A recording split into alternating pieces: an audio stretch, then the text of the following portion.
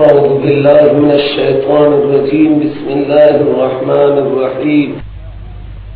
امت اجابت، اونهایی که اجابت کردن رهبری هم کردن. از قوم موسی یک امتی هست که یهدون بالحق، راهنمایی میکنن مردم را به دین حق و با حق عادلا، مثل عبدالله ابن السلام و دیگر مؤمنین اهل کتاب. او راهنمایی میکنن انسان را به حق دین اسلام و به این حق دین اسلام است عدالت میکنن در معاملات خود و دیگران. و قطعناهم اثنتی عشرة اسباطا امما. دور اول امت اجابت، دور اول امت اجابت از اینجاه. الله تعالی میگه امت موسی را من به 12 دسته تقسیم کردم با 12 سردار. اینها را گفتم که شما باید مراقبت کنید. حضرت داود علیه حضرت یعقوب علیه السلام 12 فرزند داشت، 12 قبیله تشکیل شد. و قطعناهم اثنتی عشرة اسباطا امما. تقسیم کردیم ما این بنی اسرائیل را 12 اسباط، یعنی 12 دسته. اسباط حقیقت اولاد اجداد را میگن. سبت اسباط یعنی اولاد یعقوب. 12 رشته کردیم ما، یعنی 12 امم و 12 دسته کردیم اینا را. امما بیان برای اسباطن. 12 دسته کردیم ما اینا را. اونها 12 امت بودن، 12 امم بودن. و اوحینا الی موسی اذ استسقاه. وقتی اینها آب خواستم برای اینها هم آب جداگانه کردم. وحی کردم به طرف موسی هنگامی که آب طلبیدند از موسی قومش. من وحی کردم که ان اضرب بعصاک الحجر، بزن عصای مبارک را به سنگ. فانبجست منه اثنتا عشرة عینا. جاری می شود از آن سنگ 12 چشمه برای 12 قبیله. قد علم كل اناس مشربهم. تشخیص میداد هر انسانی محل شرب خود را. این مال بنیامین، این مال یوسف زیها، این مال یهودی زیها، یهودا زیها، یهود زایی و یوسف زایی و اسحاق زایی و اینا تقسیم کرد. و ظللنا. خوب اینا در میدان تیه آب نیست، آب بهشون دادم. سایه نیست، درخت نیست، هیچ چیزی برای سایه ندارم. ظللنا علیهم الغمام. ابر من برای آنها سایه افکن کردم و نازل کردم برای آنها من و سلوا. من شیره بود می آمد جمع می کردم می خوردم. سلوا پرنده ای. و اینها گفتم بخورید، یعنی ذخیره نکنید از طیبات ما رزقنا. لیکن اینها ظلم نکردم با ما، لیکن بودن اینها ظالم بالنسبت بخیش. ولكن كانوا انفسهم یظلمون، که ذخیره کردند و برای جهاد نرفتن، ظالم شدند. لحاظا ظلم با خود کردن، با من خدا هیچ ظلمی نکردن. وقتی گفته شد به آنها که سکونت کنید در این قریه و بخورید از این قریه از هر جایی که دل شما میخواه بعد از ورود در بیت المقدس، و بگویید حدتون، با زبان بگید درخواست ما مغفرت ذنوبه. این کلمه استغفار آنها بود. حدتون حدتون. و وارد دروازه بشید در حالی که سجده کنید، یعنی تسلیم باشید، سرای شما پایین بشه. ما میبخشیم خطیئات شما را و اضافه میکنیم برای محسنین، یعنی دیدار هم نشان میدیم. لیکن ها برعکس کلمات الهی کردن. فبدل الذین ظلموا منهم. تعویض کردن آنهایی که ظالم بودن از اینها. ظالمین تعویض کردن. فبدل الذین ظلموا منهم قولا. سخن را که ظالمین عوض کردن. فبدل الذین ظلموا منهم قولا. کردن غیر آنچه که بیشون گفته شده بود. به جای حتتون هنتتون فی شعرتن گفتن. به جای سجدن یذهبون علی اصطایهم کردن. عوض کردن ظالمین آنها سخن را و کردن در حالی غیر آنچه که بیشون گفته شده بود. پس این نافرمانی چی شد؟ فارسلنا علیهم رجزا من السماء. ما فرستادیم بر سر آنها عذابی از آسمان به سبب ظلمی که آنها کرد. خب اونجا هم اینها را ما عذاب دادیم. باز اینها در زمان داود علیه السلام اینها در کنار قریه ایله بودن، ایلت، اونجا ماهی گیری داشتن. ما روز شنبه گفتیم حق نداری ماهی بگیری و آنها را امتحان کردیم. روز شنبه همه ماهی را کنار دریا روی آب آوردیم و روزهای دیگر دیگه ما اندازه ضرورت بیم هم ماهی میدن. تمام روز دام می انداختن، یک ماهی نیمان. خدا امتحان نکند عزیزان، هر کس را خدا امتحان سخت کرد دیگه همین. سوال کن اینها را از اون کریه ایلا که کانت حاضرت البحر بود، آن کریه کنار دریا، دریای شور یا قلزم، در کنار دریای شور بودن یا دریای قلزم، بحر قلزم در زمان داود علیه السلام. از یادون که سبت روزی که تجاوز کردن در شنبه که روز تعظیم و عبادت بود، اینها بجای عبادت کانال کشیدند و ماهی اسیر کردند. هنگامی که آمد پیش آنها ماهی ها، روز شنبه آنها شرعاً ظاهر روی آب و یوم لا یسبتون، روزی که آنها شنبه را تعظیم نمی کردن یعنی شنبه نبود، طلا تاتین، این ماهی اصلا نمی آمد. کذالک به همین طریقه نبلوهم، امتحان کردیم ما آنها را به سبب فسقی که کردند. اونها چون نافرمانی کردن، روز شنبه را برای عبادت الهی تعطیل نکردند و به عبادت خدا و به ذکر و به تلاوت مشغول نشدند، اونها فسق کردن. من امتحانشون کردم. یک امتحان سروران گرامی، امتحان تلطف هست برای اهل طاعت. آزمایش اهل طاعت از لطفه، آزمایش اهل معصیت غضبه. امتحان کردیم آنها را به سبب فسق آنها که شنبه روز عبادت بود، اینها فسق کردند، نافرمانی کردند، از زیر بار طاعت بیرون رفتند. فسق معنیش نیست. به خاطر اینکه از اطاعت خدا زیر بار طاعت نرفتن، من اینها را امتحان سختی کردم. روز شنبه که ممنوع بود ماهی را روی کار آوردم. این امتحان سخت به خاطر که ماهی روز شنبه همه روی آب و روزهای دیگر دیده نمیشه.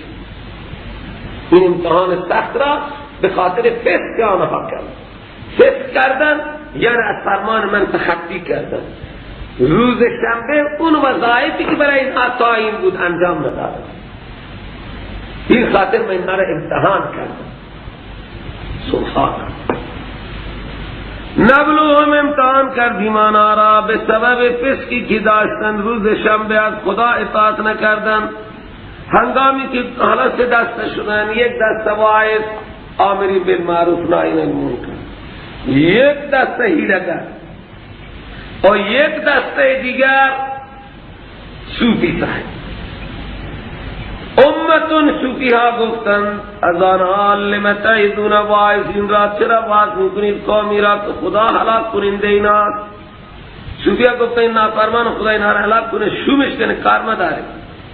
چرا نصیحت میکنید قومی را که خدا هلاک میکند آنها را، یا عذاب میدهد آنها را، مهلکم ریشه آنها را میکند، یا اینکه یک عذاب تدریجی به آنها میدهد، عذاب شدید. مبلغین گفتن معذرتن الی ربکم، ما عذر خواهی میکنیم به جانب رب. رب اینها را تبلیغ کردیم، نصیحت کردیم، یعنی این تبلیغ ما حجتا علیه هست که فردای قیامت بگیم ربا اینها را ما واز کردیم، تبلیغ کردیم، لیکن نفهمیدن. معذرت الی ربکم ولعلهم یتقون، تا که اینها از کفر و شرک اجتناب بکنن. فلما نسوا ما ذکروا به، وقتی فراموش کردن اون پند و اندرزهای را که تذکر داده بودن به آنها، آخر واعظار چی واز کرده اینها گوش نکشید، فراموش شدن ما ذکروا به. از تمام اون پند و اندرزها، واعظهای شعله بیانها را وقتی فراموش کردن، انجینا الذین ینهون عن السوء، ما نجات دادیم آنها را که ناهی از سو بودن و گرفت کردیم آنها را که ظالم بودن، به عذاب بئیس، یعنی به عذاب شدید و سخت، به سبب اینکه فسق می‌کردن، از فرمان خدا خارج بود. حالا صوفی ها چیه؟ بعض یه عقیده دارن که صوفی ها را هم خدا عذاب دارن، کسی امر به معروف نکند و نهی از منکر هم، لیکن بعض یه عقیده دارن نه، اونها در زبان اگر تبلیغ نکردن در قلب بد دانستن، گفتن الله مهلکم او معذبهم، عذابش. تو نهی از منکر مرتبه سومش همینه که با قلب انسان منکر را منکر بدن. من را منکم منکرا فلیغیره بیده فإن لم یستطع فبلسانه وإن لم یستطع فبقلبه وذلك اضعف الایمان. فلما اتوا ما نهوا عنه، وقت سرکشی کردن از آنچه که نهی شده بودند، یعنی از گرفتن ماهی، گفتیم ما تفسیر به عذاب بئیس، عذاب شدید، گفتیم به آنها بشوید میمون ذلیل و خوار، که ردتا میمون خاطئین ذلیل و خوار. به واسطه انبیاء بنی اسرائیل اعلان کرد رب تو، چون بعد از اون دیگه نبی یکی بعد از دیگری می آمد، اعلان کرد رب تو به واسطه انبیاء بنی اسرائیل که می پرستد لیبعثن علیهم الی یوم القیامت، می پرستد بر سر اینها الله تعالی تا روز قیامت کسانی را که بکشانند اینها را سوء العذاب، بدترین عذاب، ذل و اخذ جزیه، که اینها در طول تاریخ همشون همین توی ذلت بودن. ان ربک لسریع العقاب، رب تو سریع العقاب است و انه لغفور رحیم، و به تحقیق اینها الله تعالی بخشنده و مهربان است. همین اروپا 60% از یهودی ها نفرت دارند. یهودی ها انسان خوبی نیست. بیشتر یکی گفت که رادیو گفته 60% اروپی ها، کافرهای اروپایی از یهودی ها نفرت شد، و همونه که مسلمان ها باشون درگیرن و اینها آسایششون سالها سلب، همش در حراس. ان ربک لسریع العقاب انه لغفور رحیم و قطعناهم فی الارض امما، ما تقسیم کردیم اینها را در زمین امت کردیم اینها را، منهم الصالحون، بعض از اینها صالحان، بعض غیر صالحان، و بلوناهم، در طول تاریخ یهود ما اینا را امتحان کردیم به حسنات صحت و غنا، حسنات دادیم که ترغیب بشن، سیئات دادیم که ترهیب بشن، مرض و فقر و برای ترهیبن، لعلهم یرجعون، حکمت این ابتلا تا که اینها باز بیند از شرارتها و بیدینی. فخلق من بعدهم خلف، جانشین شد بعد از این یک راه جانشینان بسیار بدی، ورث الکتاب، میراث بردن کتاب را از پدران خود. مرض اول حرام خاری، یاخذون عرض هذا الادنا، می گرفتن سامان این دنیای حقیر را، ادنا دنیای حقیر، دنیا خودش حقیره، ادنا شد دیگه حقیرتره، متاع و حطام این دنیا را می گرفتن، حرام و حلالش را نگاه نمی کردن. و بعد وقتی وجدان اینا را می گفت که شما حرام خاری می کنید، رشوت ستانی می کنید، از کانال تعویضهای باطل دارید، حرام خاری می کنید. بعد دیگه خود را توجیه می دادن که سیغفر لنا، خدا بخشو که مهربانی، که اگر انسان ها معصیت می کنن، گناه می کنن، وقتی آنها را انسان تذکر می ده، شبرم والله خدا بخشو که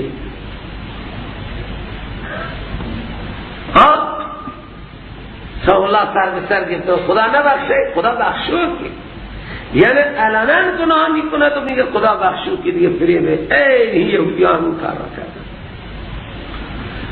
می گرفتن در برابر کتاب سامان مختصر این دنیا را و بعد خود را تسکین می دادن. وقتی می دیدن که ما از راه حرام تعویضهای سحری و جادویی داریم پول می گیریم، ما از راه رشوت و کارهای زشت داریم پول می گیریم، وجدان وقتی اینها را ملامت می کرد، اونها می گفتن سیغفر لنا، بخشیده می شود برای ما، و این یاتم عرض مثلو، اگر میامد پیشانا یک سامانی مثل سامان قبلی باتونا هم اخذ می کردن یا خودو.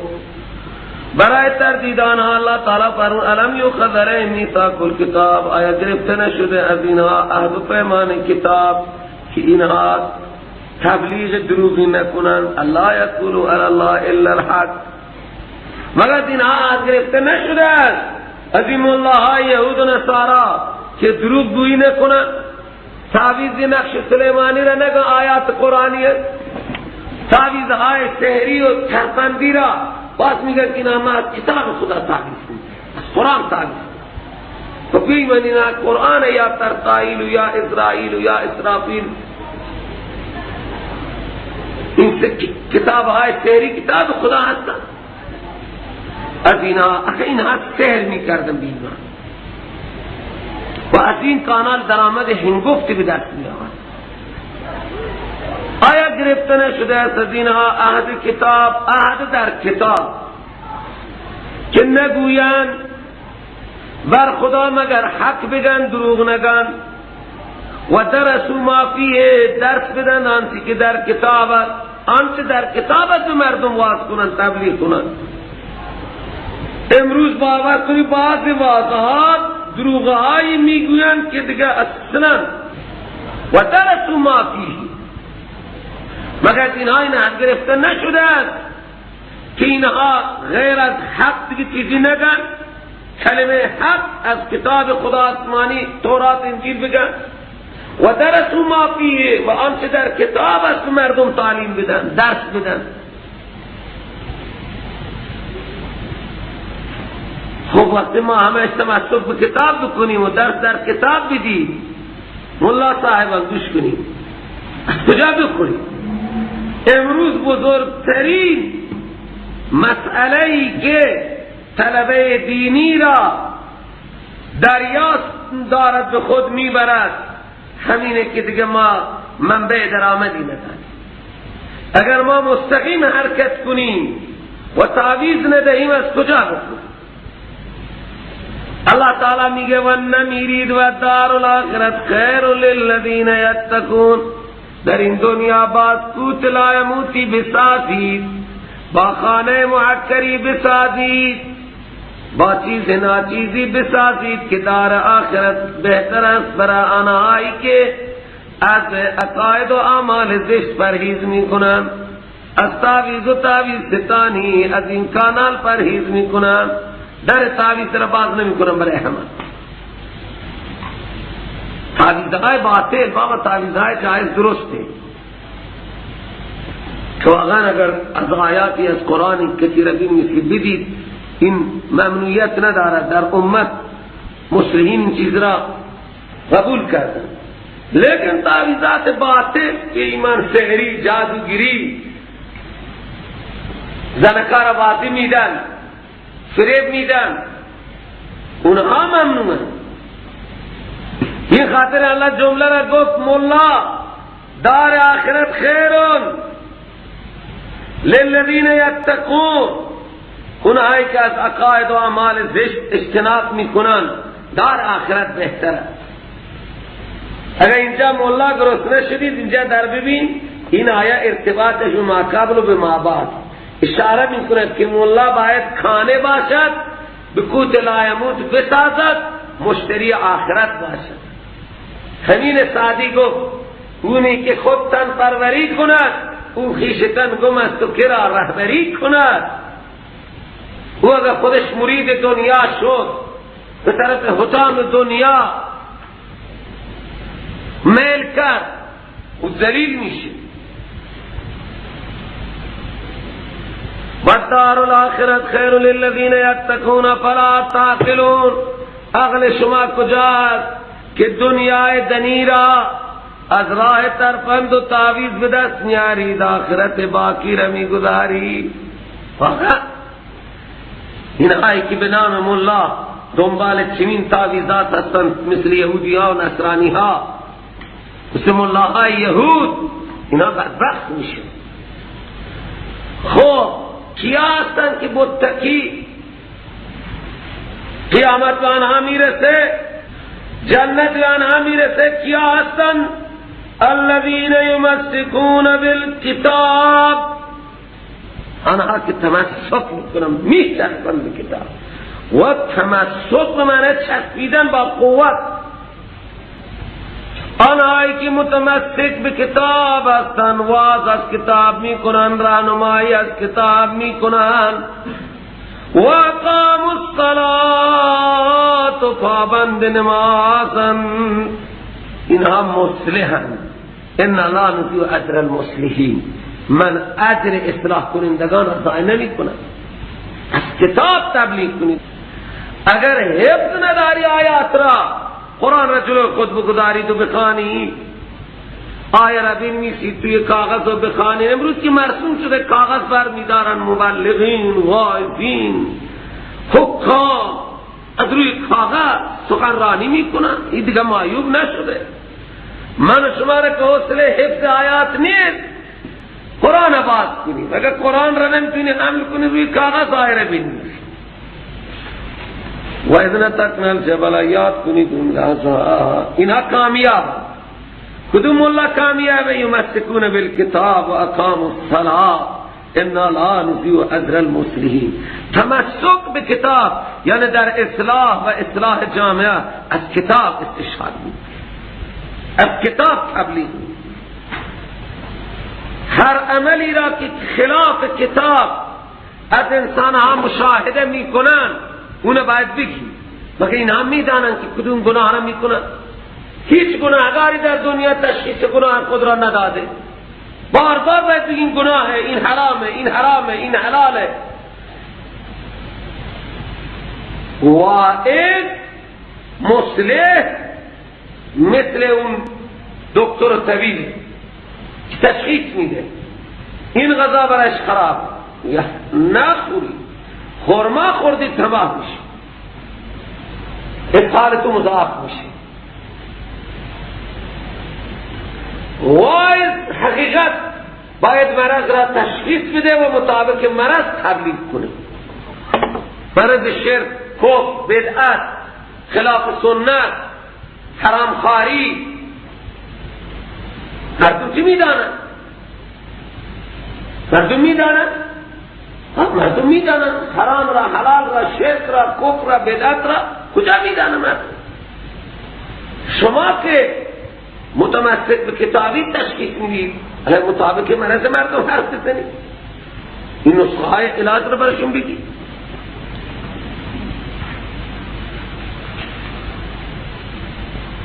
خب اینها زیر بار تورات که خوب نرفتن. الله تعالی میگه من کورا بالای سر اینها آوردم. و این تکن الجبل، من کندن کورا بالای سر اینها آوردن، گویا که اون کو صاحبانی برای اینها و گمان کردن آنها که این کو میفته به سر آنها. واقعون بهم یعنی علیهم. من در همین لازم اعلان کردم که خودو بالاعتقاد و عمل آنچه من به شما دادم با قوت تمام. زیر بار تورات نمی رفتم، به ذریعه کوه من اینا رو تسلیم کردم.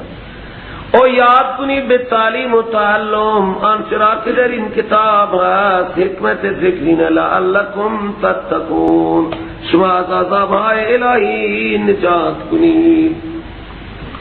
الله تعالی میگه برای اینکه این انسانها نگن که ما خبری، من در عالم ارواح از این انسانها عهد گرفتم برای ربوبیت.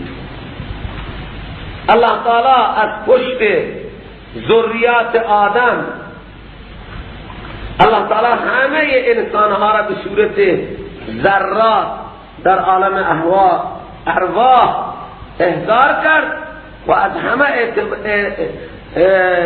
اقرار ربوبیت کرد. این عهد در عالم ارواح. و بعضی میگن نه، موقع اعطای روح الله تعالی از هر انسان عهد میگیره برای ربوبیت. ولهذا اون عهدی که در عالم ارواح گرفته یا موقع اعطای روح گرفته میشه، یاد ما که نیست. الله تعالی برای اینکه این عهد بیاد ما بیاید نبی فرستاده و متمسک به کتاب فرستاده که اون عهد را بیاد ما بیاره. یاد کن اون زمان که گرفت الله رب به شما ای محمد از بنی آدم، از فرزندان آدم، یعنی از پشت فرزندان آدم گرفت ذریتهم اولاد آنها را و در عالم ارواح مستقر کرد و گواه کرد آنها را بر جانهایشون و اعلان کرد که الستو بربکم، آیا من رب شما نیستم انسانها؟ همه گفتن بلا بلا شهدنا، گواهی میدیم تو رب مایی، تو مالک و اختیاردار مایی، تو بر ما ربوبیت داری. چرا این عهد را گرفت؟ یاد کن زمانی که اخذ ربک من بنی آدم، از پشت بنی آدم بدله، یعنی ذریات آنها را اخذ کرد در عالم ارواح یا اینکه در شکم مادر وقت اعطای روح. و الله تعالی این اعتراف را گرفت. چرا این حکمت میثاق چیه؟ تا که شما نگویی روز قیامت که انا کننا عن هذا غافلین، ما از این ربوبیت شما، از این توحید ربوبیت شما غافل بودی. و نگویید که انما اشرک آباؤنا من قبل و انا کننا ذریة من بعدهم، که شرک پدران ما کردن قبلا و ما ذریت بودیم بعد از آنها، ما ندانستیم نقش قدم آبا را بردیم. آیا شما ما را هلاک میکنید بما فعل المبطلون، به خاطر آنچه که باطل ها کردن، بیدین ها کردن؟ الله تعالی میگه من برای این که پردای قیامت این اعتراضات مواجه من نشن و مشرکین نگن که پدران ما شرک کردند و ما ابتدا کردیم، من این عهد را گرفتم. خب برای این که این فراموش نشود و بیاد آنها بیارن، من به ذریعه انبیاء تفصیل کردم. کذالک، به همین کیفیت من تفصیلا بیان کردم آیات را به واسطه بعثت انبیاء، تا که این انسان ها از کفر و شرک برگردن. تنها به اون عهد میثاق در عالم ارواح من اکتفا نکردم، در طول تاریخ من نبی مبعوث کردم و آیات را مفصلا بیان کردم که شما از شرک و کفر این انسان ها برگردن. یک کوتاهی از من خدا چیه؟ هم در عالم ارواح من عهد گرفتم و تنها به این عهد اکتفا نکردن. کذالک نفصل الآیات، تفصیلا من آیات را به واسطه انبیاء و رسول بیان کردم. ولعلهم یرجعون، تا که اینها از کفر و شرک برگردن. حالا به عنوان نمونه از آن علمایی که زیر بار طاعت رفتن، الله تعالی میگه یک داستانی را برای این یهودی ها بخوان، داستان بلعم ابن باورا که یک عالم مستجاب و دعوت در زمان موسی بود. از زمان قبل از موسی تا آمدن موسی، این بلعم ابن باورا در انبیاء در بنی اسرائیل یک عالم مستجاب و دعوت بود. موسی علیه السلام که آمد دیگه مستجاب و دعوتی این بیشتر شد، خیلی مرید و مقتدی داشت. این را رفتن بر علیه موسی شورانی داد. مرتبه اول گفت بابا این پیغمبر خدا است، با پیغمبر خدا را بد گفتن، دعا کردن، این خیلی ضرر داره. نه آخر از کانال خانومش وارد شدند و هدایای تقدیم کردند و بلعم ابن باورا را بدبخت کردند. بلعم ابن باورا دست بلند کرد که دعا کند بر علیه موسی، خدا زبانش را مثل سگ آوردی. الله تعالی میگه این از اون آیاتی مستجاب و دعوتی به طرف دنیا میل کردن، ذلیل و خارج کردن. الله اگر مولا از آیات الهی زیر بار طاعت آیات نره، خدا نجات بده، سخت خدا عذاب میده. و شیطان فوراً همراه ہوئی. وقتی این از زیر آیات آمد بیرون، مثل که مار از پوست میاد بیرون، این همینطور از آیات الهی کشید خود را بیرون و به طرف دنیا میل کرد. شیطان هم تعقیبش کرد و الان 24 ساعت شیطان با او همراه سبق میده، اینطور اونطور.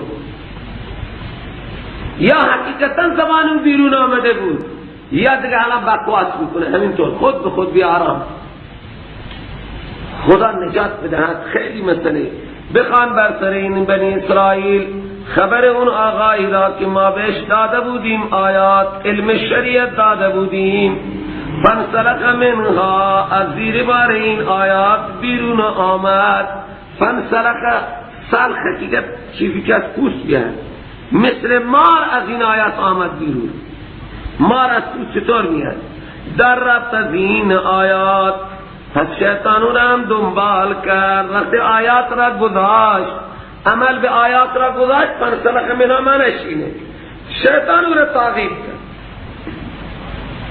و تعقیب کرد و او را هم دریافت.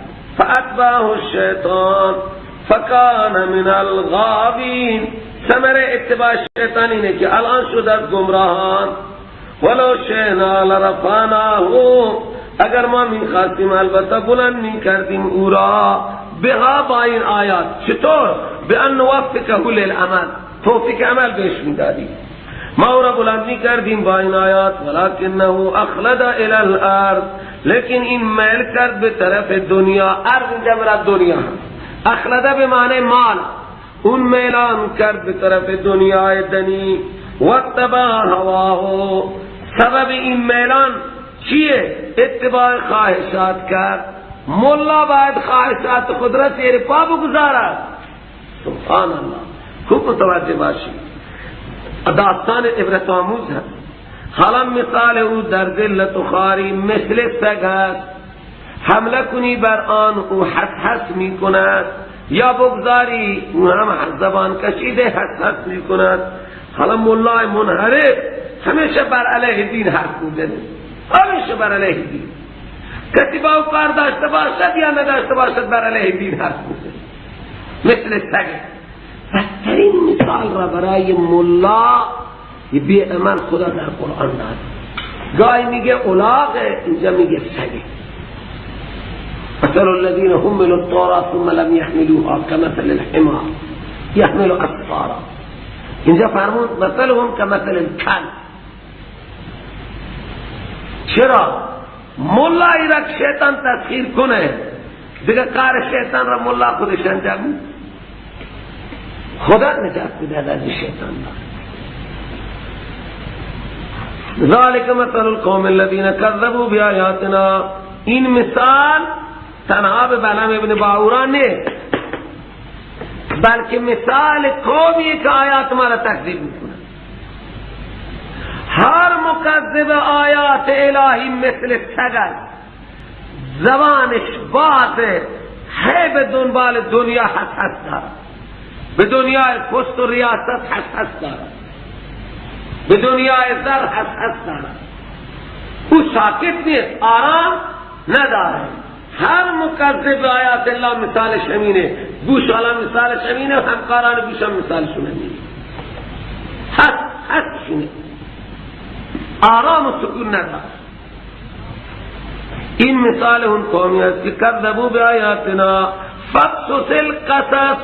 بیان بفرما این بیانها را، این بیانها را بیان بفرما. قصص به معنی بیان، این داستانها را بیان بفرما. لعلهم یتفکرون، تا اینها تفکر کنن، درس بگیرن، به خاطر دنیا منحرف نشن. سا مثلا القوم الذین کذبوا بآیاتنا. خیلی بده مثال قومی که تکذیب کردن آیات ما را. و انفسهم کانوا یظلمون، و بر جانهای خود ظالمان. کسی را که خدا هدایت کند او راه یافته است، و کسی را که خدا گمراه کند به خاطر عناد ضد دی که او دارد، تو فاولئک هم الخاسرون، اینها خاسران ابدی و سرمدی است. ولقد ذرأنا لجهنم كثيرا من الجن. این متعلق با دعوی ثانیه، یعنی مثل حیوانات بغیر لباس را، مثل حیوانات بدون بغیر لباس لختی و عریانی را پسند نکنی.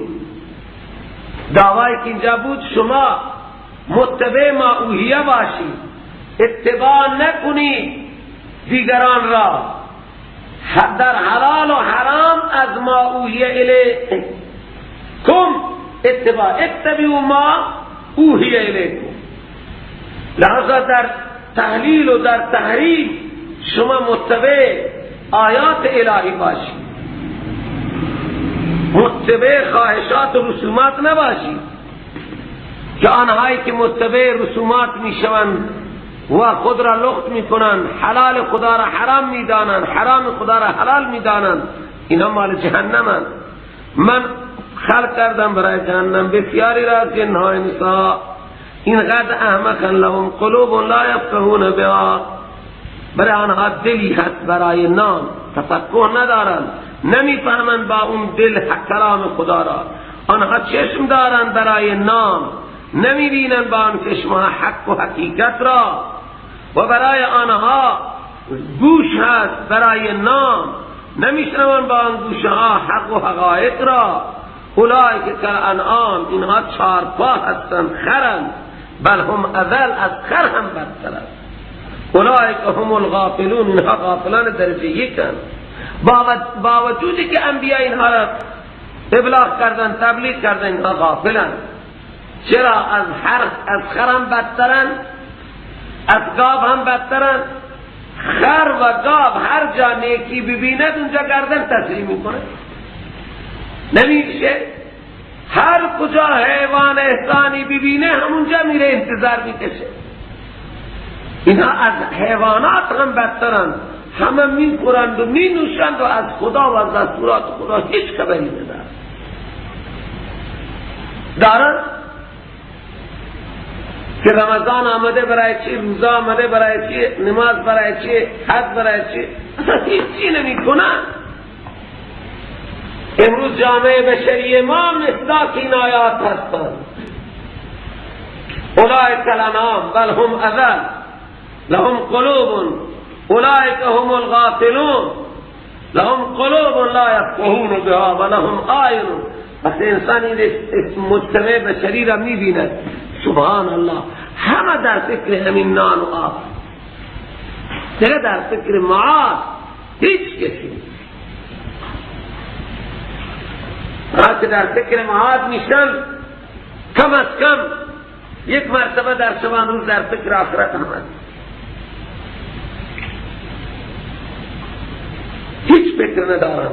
الله تعالی نجات دهد.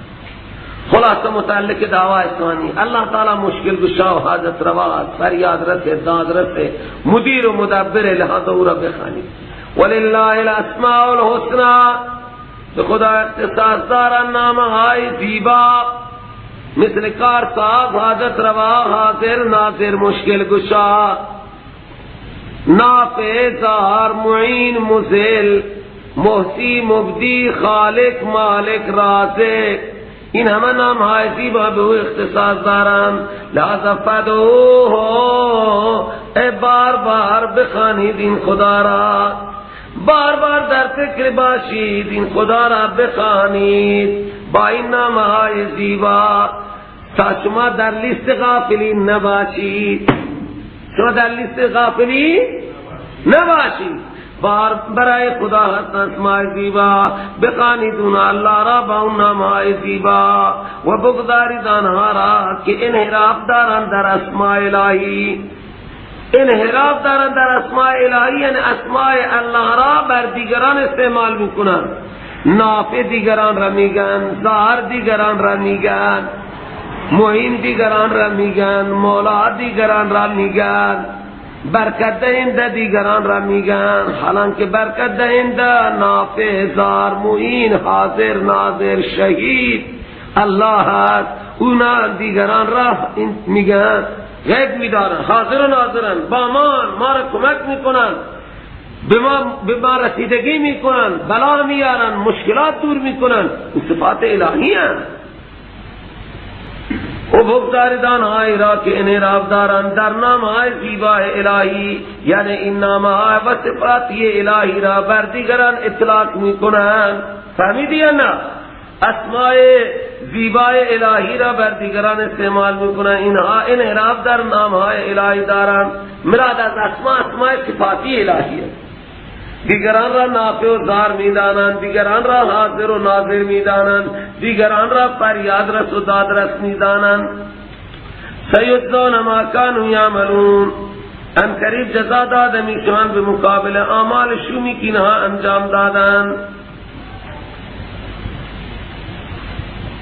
و من خلقنا امتون، حالا الله تعالی میگه از آنهایی که من خلق کردم تمام گمراه نیستند، بلکه یک جماعتی چنین هست متعلق ثانی، یعنی هدایت منیب می‌یابد. و از آنهایی که من خلق کردم یعنی از این انسان‌ها یک امتی هستند یهدون بالحق، راهنمایی میکنن مردم را به حق، به مذهب حق، به دین حق، به توحید، و با آن حق عادلند، در معاملات خود و دیگران عدالت دارند. هدف شبهه بر تأخیر عذاب. خب اینهایی که انحراف دارند یلحدون فی اسمائه، چرا اینها را تحقیق نمی کنند، کارشون تمام نمی کنند؟ اللہ تعالی فرمود اونهایی که تکذیب می کنند آیات ما را داخل می کنیم میبریم اینا سنستدرجهم، تدریجا میبریم ما آنها را به طرف جهنم، از جایی که اونها فکرش ندارن میبریم خب میگیریم تو جهنمشون میکنیم. و املی لهم، آنها را مهلت هم میدهیم. چرا؟ که ان کیدی متین، کید من، تدبیر گرفت من خیلی سخته. وقتی که گرفتم دیگه نمیکنم، بین خاطر چند سبای مهلتشون میدم.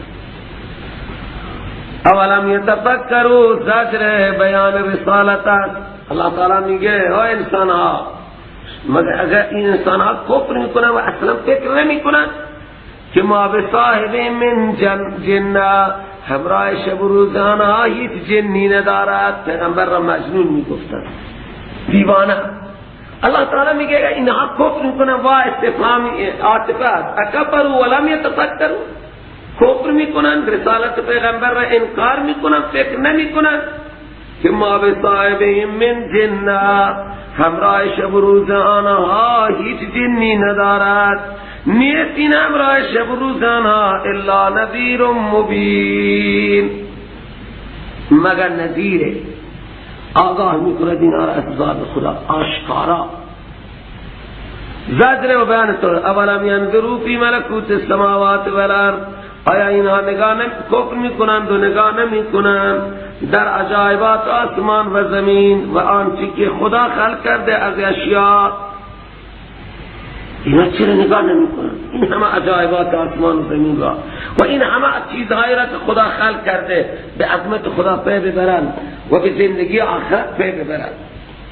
و انا عسا ان یکون قد اقترب اجلهم، امید است که نزدیک باشد اجل گرفتانها، تاریخ مرگ آنها امید است که نزدیک باشد، امید است یعنی وعده. و انا عسا ان یکون قد اقترب اجلهم، وعده است که اجل آنها قریب است. این قد اقترب اجلهم، این ان یکونا با اسم خبر خودش فاعل عسا، وعده امید است که اجل آنها قریب باشد. فبأي حدیث بعده یؤمنون، پس با چه سخنی بعد از این قرآن بلیغ ایمان میارند؟ پس غم لا حاصل است ای پیغمبر. چرا؟ شما چرا غم میکنی؟ غم لا حاصل است، حاصل ندارد. چرا؟ من یضلل الله فلا هادی له، کسی را که خدا به خاطر عناد او گمراه کند هادی برای او نیست. و می گذارد آنها را الله تعالی در سرکشی و تمردی که دارند کور بگردند و حیران بگردند. یعمهون و معنی کور و حیران بگردند، هم کور باشند دل آنها و حیران بگردند. بیان آخرت هست. از شما تاریخ عذاب و آخرت را می پرسند. یسألونک عن الساعة ایان مرساها، اینها سوال میکنند، چون انکار میکنند سوال هم میکنند. سوال میکنند شما از قیامت چه زمانی قائم میشود قیامت؟ ایان مرساها، چه زمانی هست قیامت؟ قیامت مرسا به معنی قیام، خاص ضمیرش قیامت در چه لحظه‌ای؟ جواب اول قل انما علمها عند الله، علم وقوع قیامت نزد خدا، چه لحظه قائم میشه اونو خدا میگه. لا یجلیها لوقتها الا هو، مطلع نیست برای اون قیامت، یعنی در وقت قیامت مگر الله. دیگه هیچ کسی را الله سبحانه و تعالی غیر از خودش مطلع نکرده. لا یجلیها، منکشف نکرده اون قیامت را، یعنی در وقت قیامت مگر الله. الله منکشفش میکنه، دیگه کسی نمیتونه منکشف کنه. جل الامر کشفه و اظهره. لا یجلیها بمعنی لا یکشفها، لا یظهرها، ظاهر نمی کند اون قیامت را. لوقتها فی وقتها، در موقع قیامت. الا هو، مگر الله اون قیامت را ظاهر می کند. ثقلت فی السماوات والارض، علم وقوع قیامت. ساعت یعنی علم ظهور ساعت. ثقلت به معنی خفیه، مخفی شده است. اچھا، مخفی در آسمان و زمین علم وقوع قیامت. حیث لم یعلمون وقت وقوعها، چنان مخفیه علم قیامت در آسمان و زمین که اهل آسمان و زمین علم وقوع قیامت را ندارن. نه آسمانی ها میدانن نه زمینی ها. نمیاد اون قیامت پیش شما انسان الا بغتة، مگر ناگهان بدون اطلاع سابق. شما سوال میکنم پیغمبر، گویا که شما عالم به قیامتی؟ حفی عنها، ای عالم بها، کما قال ابن عباس. حفی را به معنی عالم کرده. شما مطلعید از قیامت که ساعت میاد؟ خود بگو بینا انما علم عند الله، علم وقوع قیامت نزد خداست نه نزد من. لیکن اکثر مردم لا. بگو پیغمبر، اینها میگفتن تو پیغمبری؟ بله. مشرک به ایمان اعتقاد دارد که پیغمبر هر چیز را میداند، علم قیامت را دارد، غیب میداند در این دنیا. مشرک چنین فکرهایی دارد، اختیاراتی در برای خود و برای جهان دارد. الله تعالی میگه بگو بینها من مالک نفع و ضرر هیچ هم نیست. قیامت به جای خود، من مالک نفع و نقصان نفع هیچ را هم ندارم و من هیچ گونه خبری از قیامت هم ندارم. قل، این ترقی از ما کرد.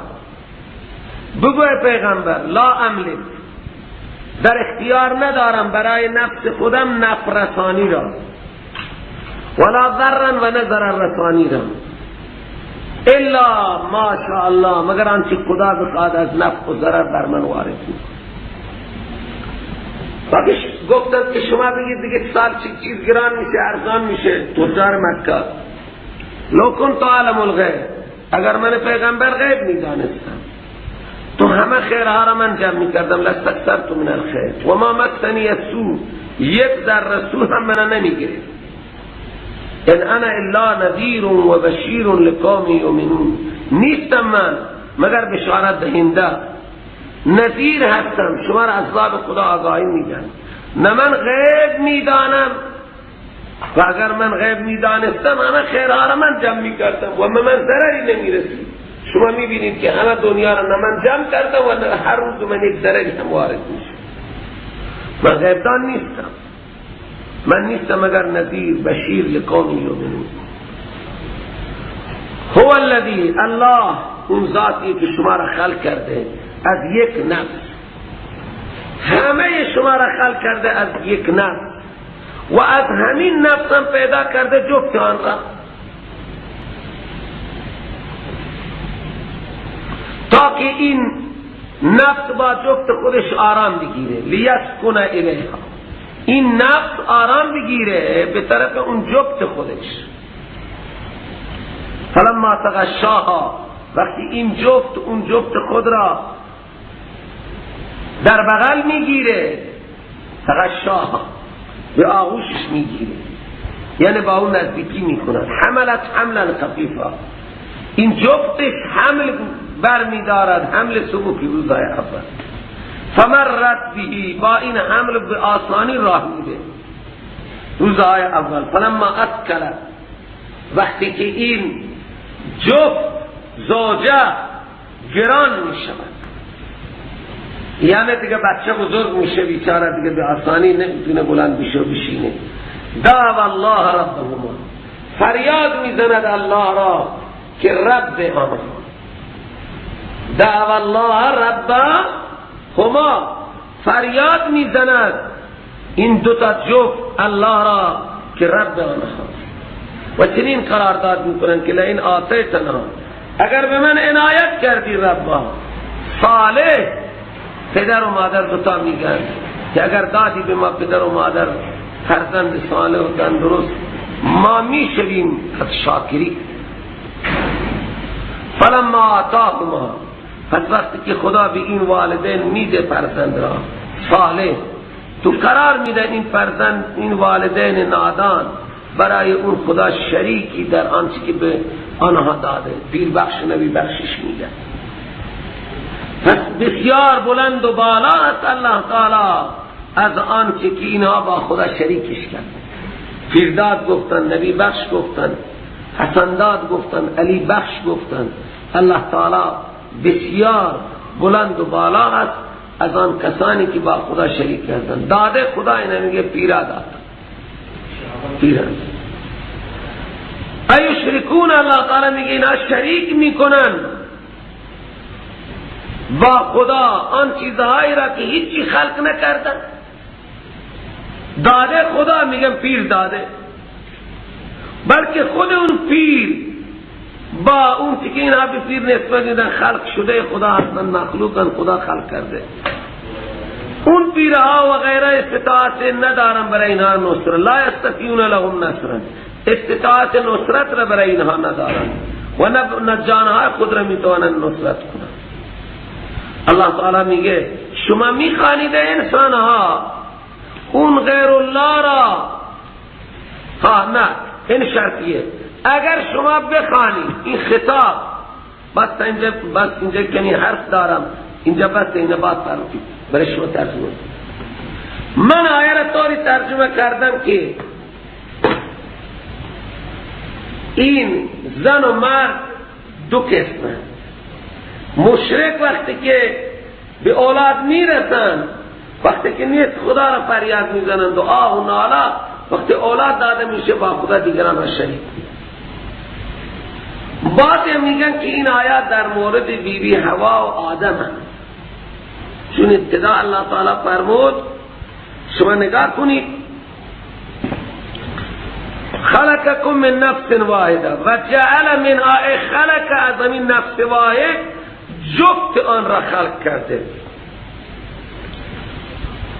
پس وقتی که آرام میگیرد این شوهر نفس به طرف آن جفتش تا که آرام بگیره.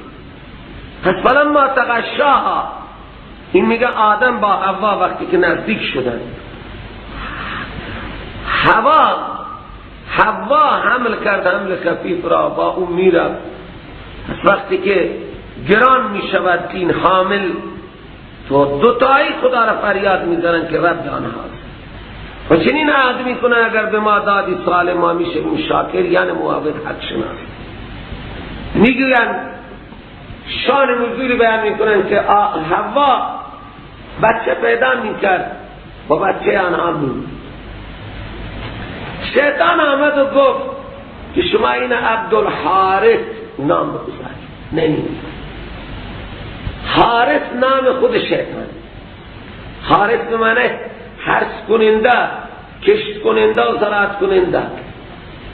وقتی اینها حارث نام گذاشتن بچه نبود، عبدالحارث.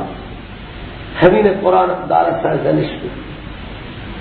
لیکن سروران گرامی این شان نزول و این مورد برای این آیه با اسمت پیغمبر که حضرت آدم است، پیغمبر چطور برای خدا شریک درست کنه؟ دلیل این شان نزول درست نیست که قرآن کو فتعالی الله اما یشرکون. اگر آدم و حوا می بود می گفت اما یشرکانی، وقتی گفت اما یشرکون این طبیعت بشر را بیان میکنه که بشر وقتی نعمت را رسیده خدا را فریاد میزنه، وقتی بهش نعمت میرسه پیرداد و نویداد میکنه. این حالت زوجین مشرک و کافر را بیان میکنه. به خاطر در دنیا زیاده که بچه های خود را به غیر الله نسبت میدن. همه نامهای کفری و شرکی را پیغمبر عوض کرد.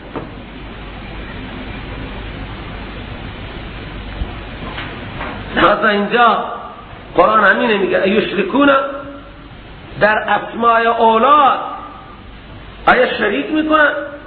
یکی دختران زیادی داشت، یک پسری داشت. او قدیم در مدرسه شورشادی این یک موی باقی سرش میتراشید، اینجا یک اندازه یک مشت موی گذاشته بود، اندازه یک مشت. آخر این بچه ها پرسیدن یک بچه ای داشت اندازه همین ابو بکر ما بود. این آخر از اون خونه خودش می آمد 5-6 تا دختر بزرگ داشت و همین یک پسری. مدرسه آشپزی می کرد، ازبکی هم. آخر بچه ها پرسیده بودن طلبه که چرا همه سرش تراشید، اینجا یک موی گذاشت. گفت به من همه دختر می رسید، من نزد کردم نام یک پیری را از پیرهای افغانستان گرفتم که اگر تو به من پسری دادی پیر صاحب، من گوسفندی میارم، سر زیارت تو ضبط میکنم، نظر تو میکنم و موی سر بچه را من همونجا سر زیارت تو میتراشم، موهاش هم نزد.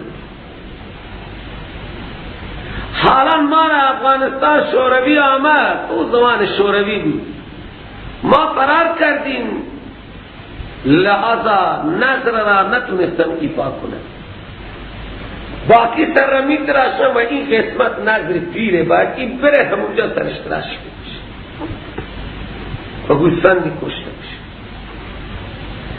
مو نظر پیر ما هنوز دیدیم، موی سر بچه ها تصمیم گرفتن. بچه ها کم زیادی توحید بلد بودن، گفت این بیاید تو مدرسه ما سرش میترش، یک قسمت بغاقه چین این موشه قدر، یک مشتی بود همین قدر تقریبا بود. این مردک متوجه شد،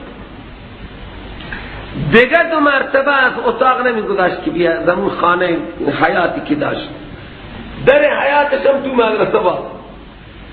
این بچه که 2 مرتبه بیرون نامد. خلاصه بچه ها گفت این مشرک آخر نمیدارم، زدن شکارش کردن، مدرسه اخراجش کرد.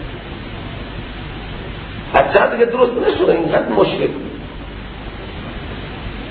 موی سر بچه را برای غیر خدا نذر کرد.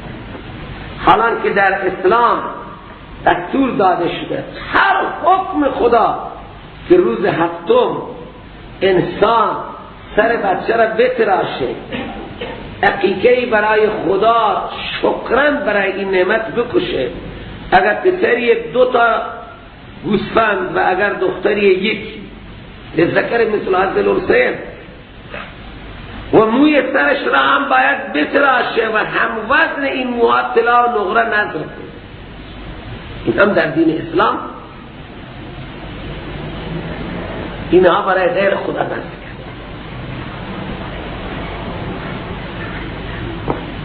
این الله تعالی از والدین مشرکین آخر شکایت کرد.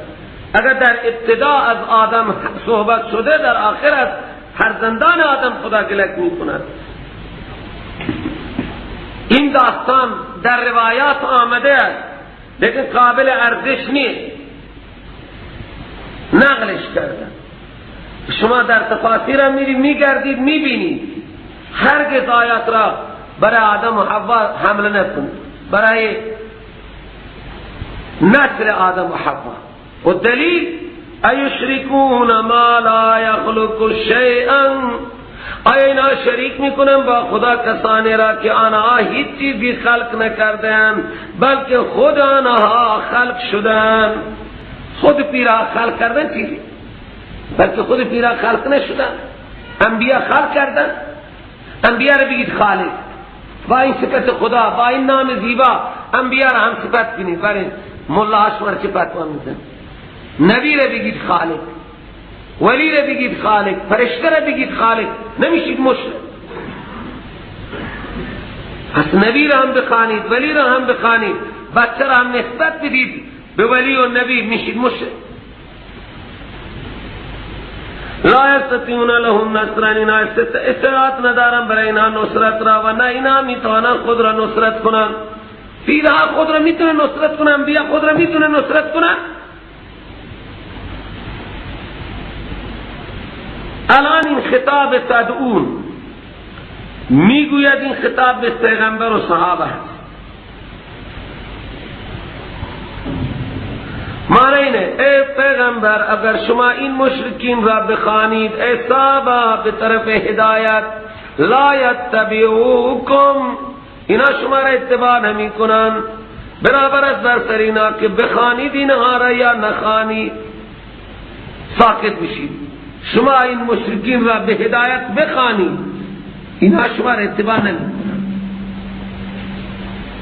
برابر بر سر اینها، بر شما نه، بر سر اینها. ها سوان علیکم، بر شما برابره که بخوانید آنها را یا شما ساکت باشید از خواندن آنها، اینا شما را اتباع نمی. و بعضی ها میگن نه، خطاب این تدعو به مشرکینه که ای مشرکین شما این معبودان خود را بخوانید، این معبودان از شما اطاعت نمی، برابر بر شما بخوانید این معبودان را، این زیارتها را، این قبرها را، این صاحبان قبر را. ام انتم صامتون، یا شما ساکت باشید و نخوانید. لا یتبعوکم، دنبال شما نمیاد. بلند میشن پیران از قبرها دنبال میکنن. ها میاد نه، تردید دعای غیر الله. گوش کنید این آیات را. این آیات را هم بر مشرک برای بت حمل میکنه. دلیل اینه الذین برای جمع مذکر یا برای مؤنث؟ اصلا مؤنث. الله تعالی مذکر به کار میبره. ان الذین تدعون من دون الله، اون پیر و پیغمبر و فرشتگان را که شما میخوانید آنها را، آیت محذوفه. ان الذين تدعونهم من دون الله، موصول باصله مبتدا ہے، خبر ہے، مبتدا ہے عبادن، این خبر اون کسانی را از انبیاء و اولیاء که شما میخوانید آنها را غیر از الله.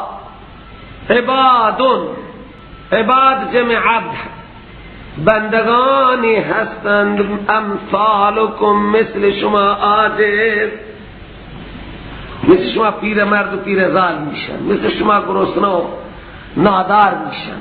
و انبیا گرسنه نشدن، نادار نشدن، حتی انبیا تا جای گرسنه شدن که مهمانی هم خواستن، گفت استطعما، بدید که ما گرسنه ایم، لیکن شنبختن باز هم ندادن. استطعما اهلها فابوا ان یضیفوهما. موسی ولی هست، نبی نشده، ولیه. سر چها وقتی انسان ها بی وجدان را میبینن که اینها آب نمیدن، نه نان میدن، و کسی که آب نمیتونه بده اون هم سر چاه اون نان میتونه بده. این خاطر فرمود رب بما انزلت الی من خیر فقیر. امروز اگر هر چی بده گرسنه، از شبانه روزه طعام نخورده جز برگ درختان و ریشه درختان، در این مسیر آمده، پترون خورده و آمده، فصل بهار دیگه نانی ندیده. امروز کاملا اشتیاق نان، گوشت، شیر. لیکن این بی‌وجدان ها را دید که خیلی بی‌وجدان هستن، اینا نگفت من چیزی دیدی. اونجا فکر میکردن او خیزر که این اهل کاری سخی نان میده، استطعما طعام خواستن، دیگه ثروتی نخواستن که پولدار بشی، استطعما طعام خواستن فابا این ضیفوهما. خدا ان الذين تدعون من دون الله عباد امثالكم، بندگانی هستند مثل شما. بخوانید آنها را تا جواب بدن برای شما اگر راست میگید. بخوانید تا جواب بدن. جواب میدن؟ هرگز. الهم ارجلون، استجابت از کجا میکنن؟ هر وقت آلات استجابت را ندارن، آیا این مرده ها پا دارن که راه برن با اون پا دارن؟ ها؟ این پیرها پا دارن که با اون پا راه و اکثر پیرهای مرده مردم پرستش میکنن. درسته یا نه؟ اللہ تعالی میگه اینا از کجا شما را بتونه استطاعت کنن؟ آیا پایی دارن که راه برن با اون پاها؟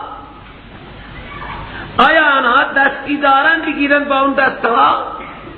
آیا آنها چشمی دارن، چشمها دارن که ببینن با اون چشمها؟ آیا گوشها دارن که بشنون با اون گوشها؟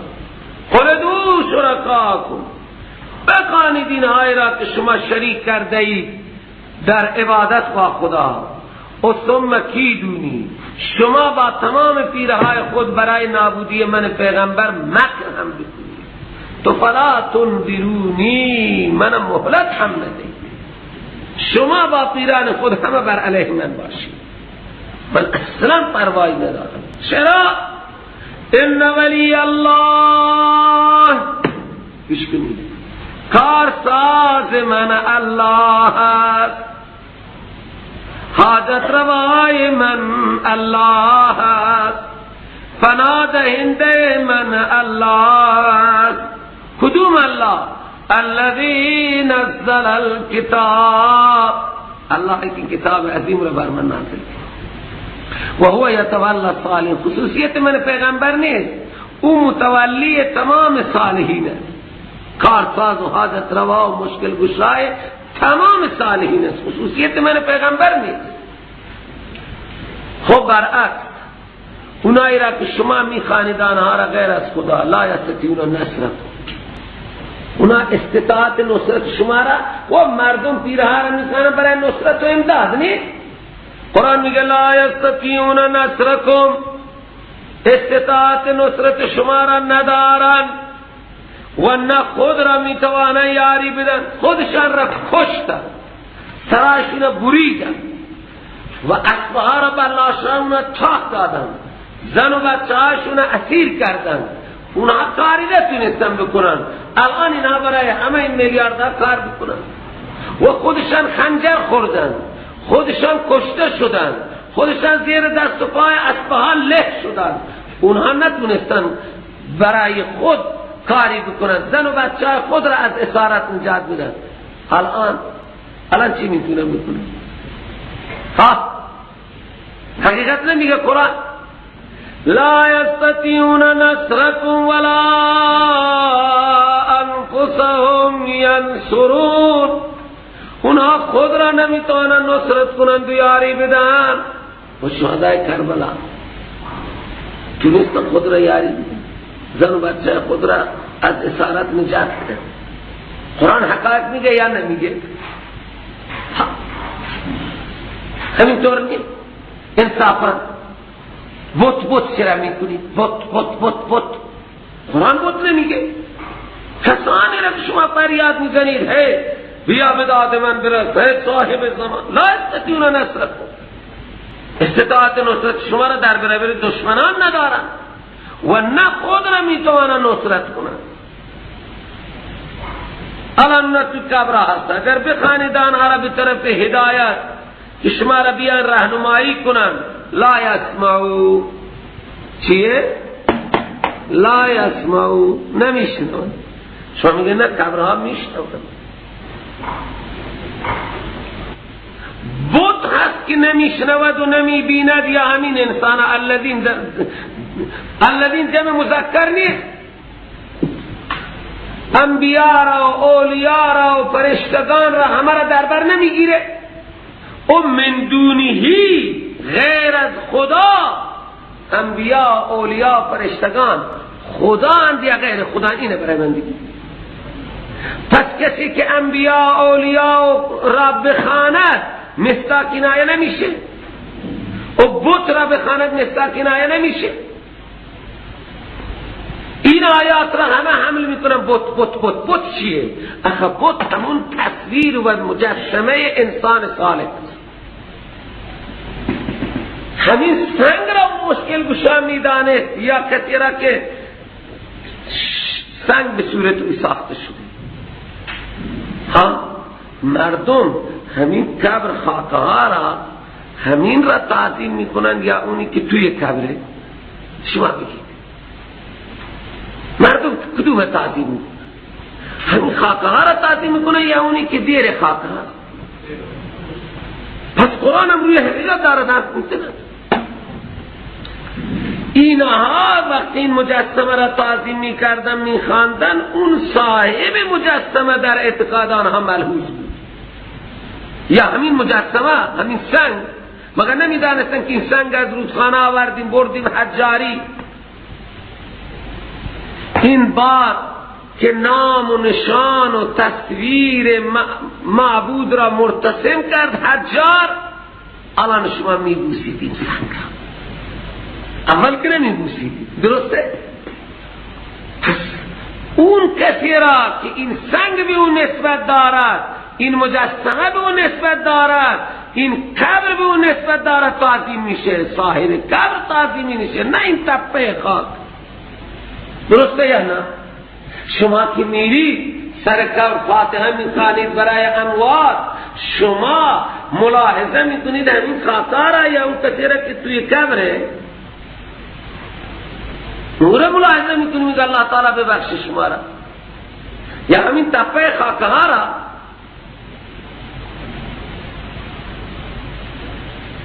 شما دعا میکنید برانها، دعا میخواید از آنها چیزی که نمیخواید. میگه اللهم اغفرهم وارحمهم واعف عنهم، ای خدا اینا را ببخش عفو کن. اللهم بدلهم دارا خیر من داره، خدا اینا را سرای بهتر از این سرای دنیا بده. یعنی قبر اینا را آسایشگاه کن، قبر اینها را پر از نار نکن. رسول پاک صلی اللہ علیہ وسلم برای مشرکین گفت خدا قبرهای اینا را پر از آتش میکنه، ما را از نماز عصر غافل کردن، نگذاشت ما نماز عصر بخوانیم. هیچ ارتباطی به بت ندی. جلالین هم که نوی خوانی اینجا نوشته اسنام شما میگی بت چیه؟ بگی برای من بت همین در مجسمه های شخصیت ها را میگه بت. مجسمه بودایی ها بر یک صخره کوهی نتراشیده بودن، نکشیده بودن، یک صخره کوهی را یک مجسمه کردن. این بت پرستان آتش گرفتن، چرا او را تخریب کردن؟ کسانی را که شما میخوانید آنها را غیر از خدا استطاعت نصرت شما را ندارند و نه خود را میتوانند نصرت کنند. آیا این آیه حقیقت نیستن؟ انبیاء خود را تونستن نصرت کنند، اولیاء خود را تونستن نصرت کنند. خود انبیاء نیازمند بودن، گفت من انصاری الالله، کی با ما همکار میشه؟ همه در کان من. اگر بخوانید اینا را به طرف این که شما را هدایت کنن الی الهدی، که شما را هدایت کنن، لا یسمعون، فریاد شما را نمیشنن.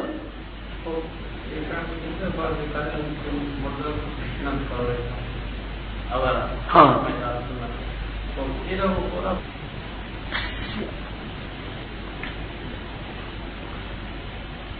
اگر تو اعتقاد داری آیه را جواب بده. من که اعتقاد ندارم. اگر بخوانی شما غیر الله را به طرف هدایت، لا یسمعون، سیوتی به همین خاطر که کار سماع موتا بوده گفته سنم. اگر شما این بتانه بخوانید این بتانه میشنوان و کار نداری. سیوتی آیات که بت نمیگه، غیر الله میگه. بت، خبر، سنگ، چوبه. الله تعالی میگه که نصرت کنن که اول فریاد شما را بشنون. خب تو اول درس که نامدی؟ من اونجا در سوره که خیلی بحث کردم. این هم یک دلیله. مرجع نمیشنون. اگر بخوانی اینها را به طرف هدایت، جواب آیه را کسی بدهد که قائل سماع موتی است. من که قائل سماع موتی نیستم. برای من اصلا دلیل این آیه، یکی از دلایلی که مرده نمیشنون همین آیه. بله، خب اون ویژه و خصوصیت پیغمبر است، معجزه هست. پیغمبر علیه السلام گفت عمر جان از تو بیشتر میشنون. این معجزه هست، معجزه قانون نیست. الله تعالی به آنها شعور داد، به آنها قوت سماع داد. حالا که سر ابو جهل از سرش جدا بود، گفت از تو بهتر میشنون.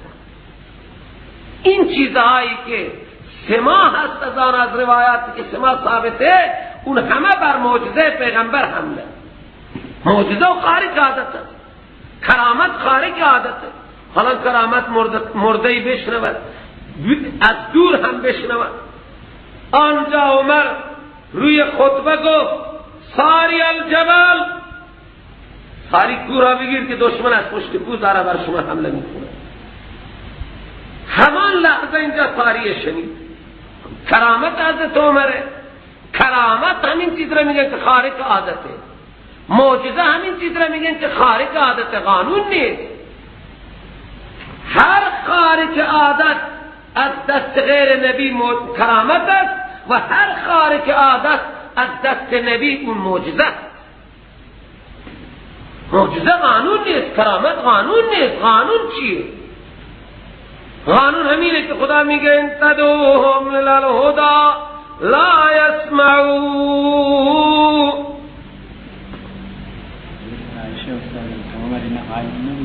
بله،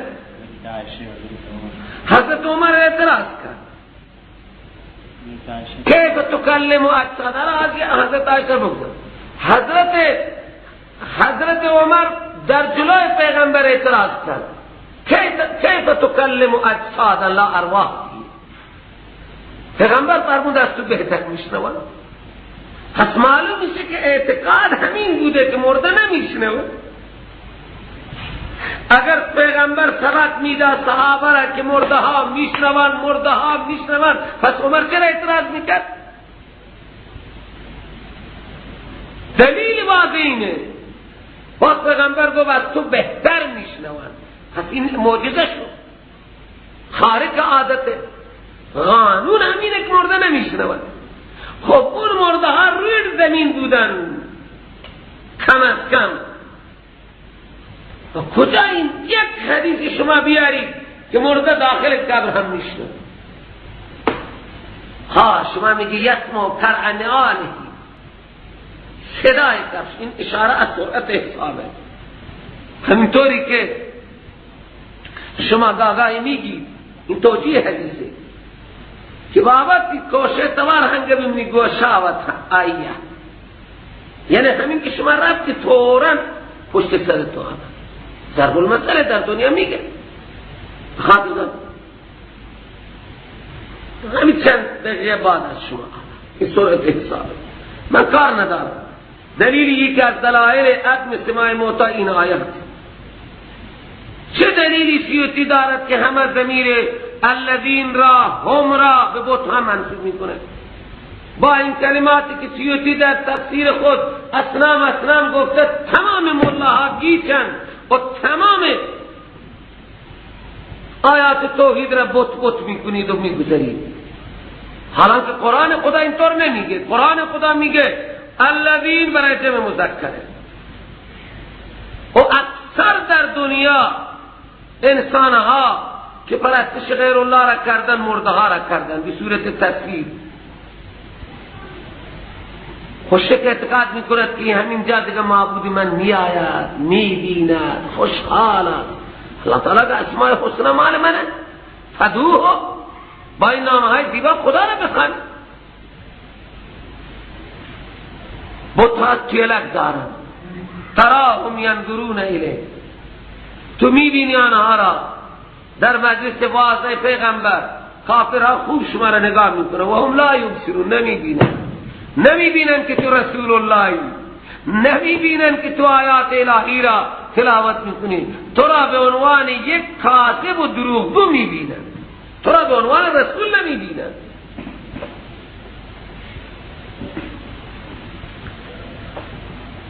تراهم ینظرون الیه و هم لا یبصرون، اسارت ندارد، نمیبینن.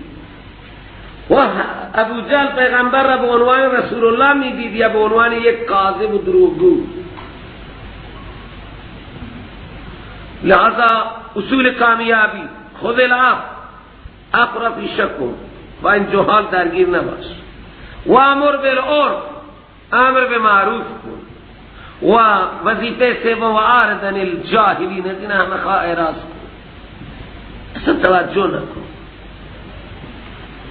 اگر ناراحتی شیطان بر قلب شما وارد کرد، اگر رسانید به شما پیغمبر یا رسید به شما ای پیغمبر از طرف شیطان نزغ، یک ناراحتی، یک آسیبی، نزغ در حقیقت یک سیخ زدن تا میگن، یعنی این بیمان نیشی زد و شما را ناراحت کرد، دیگه فاستعذ بالله، پناه به خدا بگیر، استعذ بالله من الشیطان الرجیم. و پیغمبر پناه دهنده است یا پناه گیرنده؟ خدا میگه وقتی آسیبی شیطان لعنتی، ناراحتی، خشمی، غضبی برای تو ایجاد کرد تو خدا پناه بگیر. اگر ما انسان را خشم میگیرد انسان بگوید استعیذ بالله من الشیطان. چرا؟ انه سمیع علیم، الله تعالی فریاد کنندگان را میشنود، حال آنها را میداند.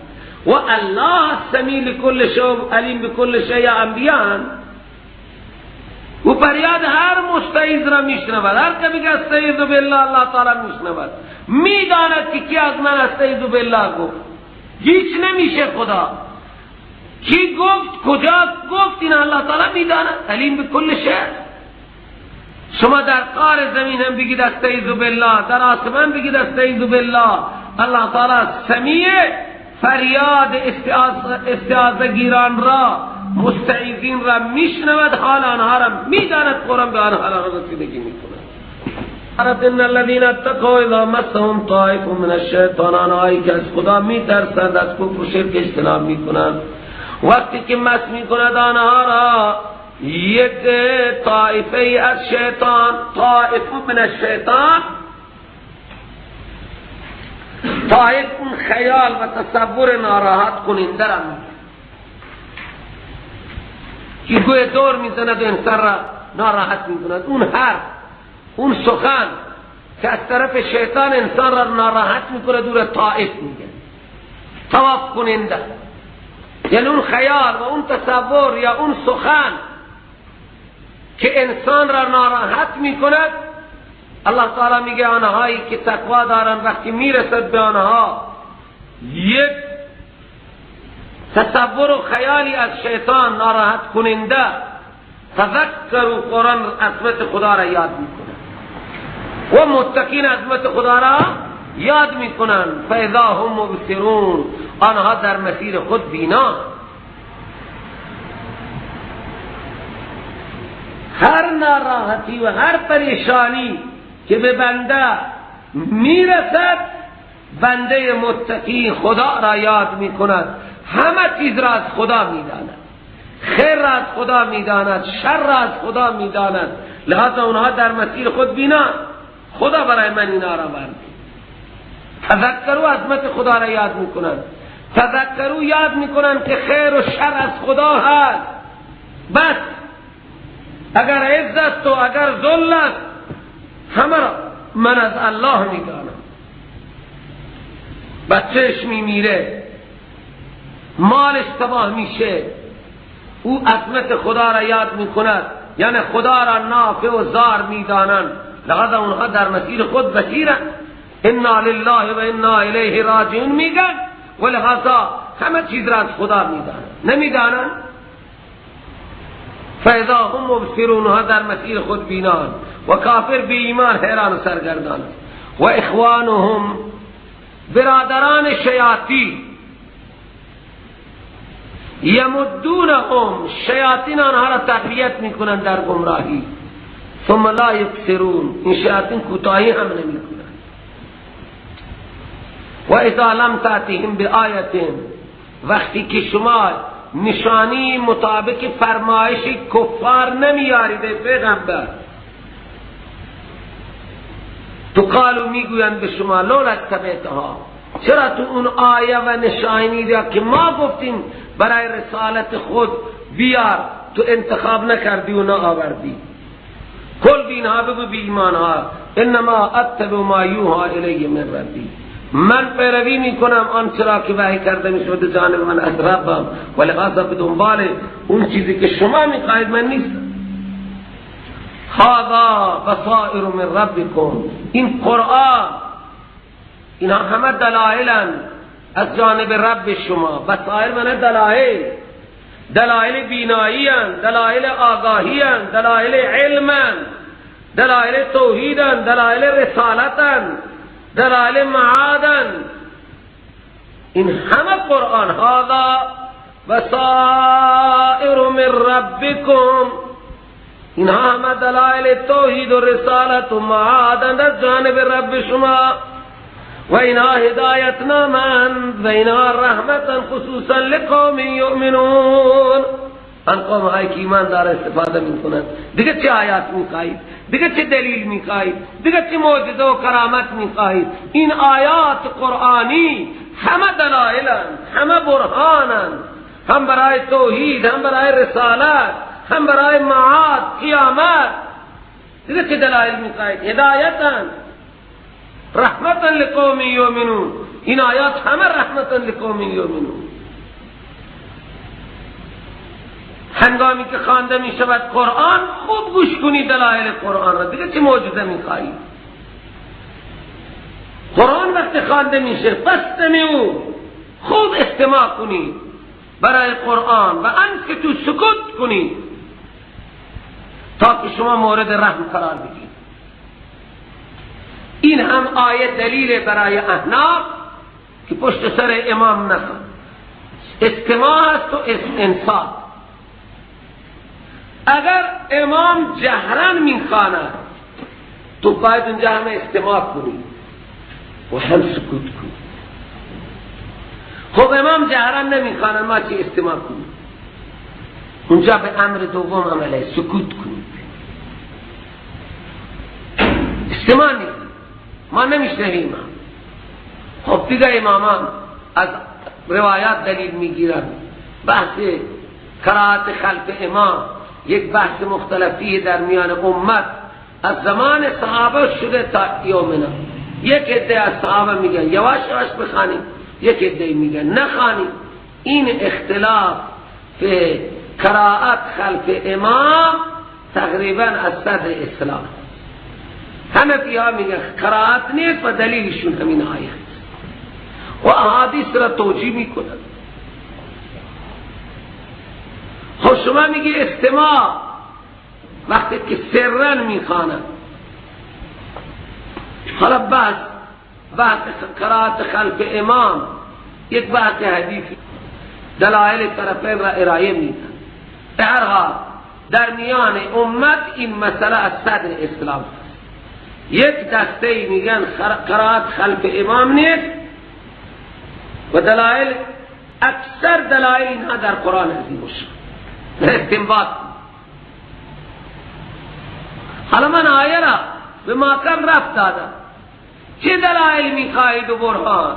وقتی قرآن خوانده میشد خوب گوش کنید و سکوت کنید تا که مورد رحم خدا قرار بگیرید،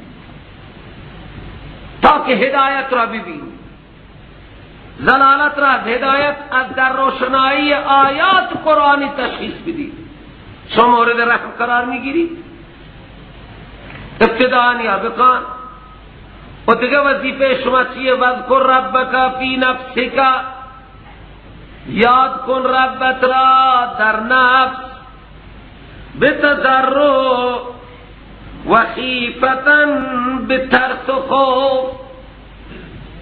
بتضرع در نفس، همینه بعضی مجتهدین عصر ما هستن که بابا اگر کسی در قلب میگه الله الله میگه ذکری نیست.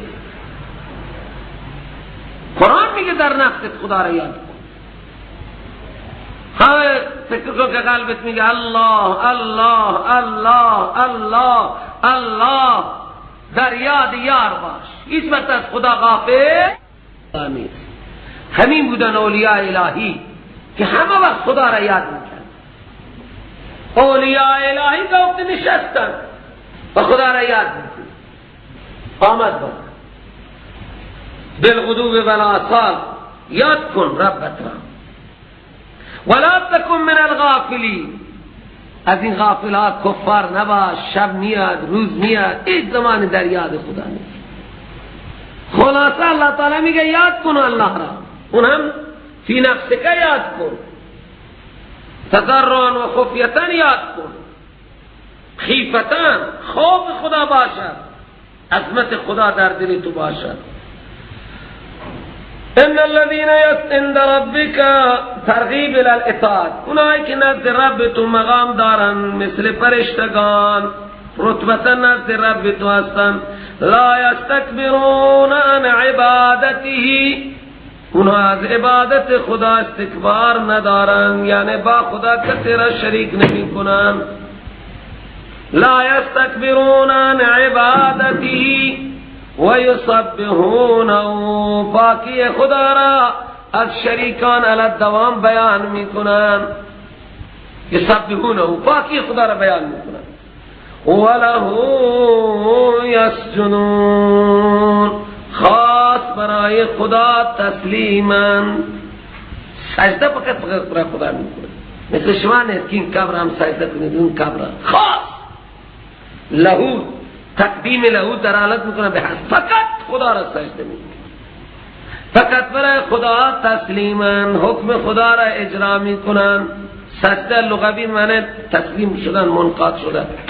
فقط برای خدا تسلیما، هر آستان و هر قبر را سجده نمی کنن، اونها سجده فقط خدا را می کنند و بس.